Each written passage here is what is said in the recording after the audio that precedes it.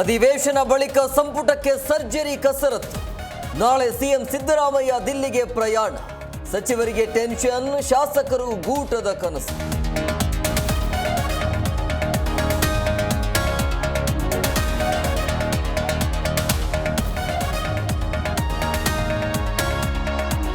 ರಾಜ್ಯ ಬಿಜೆಪಿಯಲ್ಲಿ ನಿಲ್ಲದ ಭಿನ್ನರಾಗ. ಮೂರನೇ ದಿನ ವಕ್ಫ್ ವಿರುದ್ಧ ಯತ್ನಾಳ್ ಟೀಮ್ ಹೋರಾಟ. ಹೈಕಮಾಂಡ್ ದೂರು ನೀಡಲು ವಿಜಯೇಂದ್ರ ಬಣ ಸಜ್ಜು.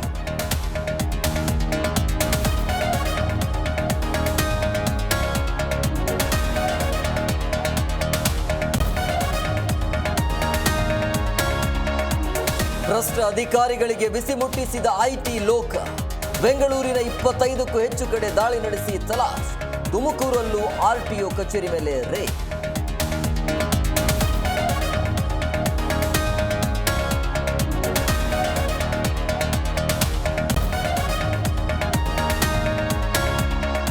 ಬಿಜೆಪಿಯ ಮಹಾಶಕ್ತಿಗೆ ಮಣಿದ ಶಿವಸೇನೆ. ಫಡ್ನವೀಸ್ಗೆ ಸಿಎಂ ಕುರ್ಚಿ ಬಿಟ್ಟುಕೊಡಲು ಒಪ್ಪಿಗೆ. ಮೋದಿ ಅಮಿತ್ ಶಾ ನಿರ್ಧಾರಕ್ಕೆ ಬದ್ಧ ಎಂದ ಶಿಂದೆ.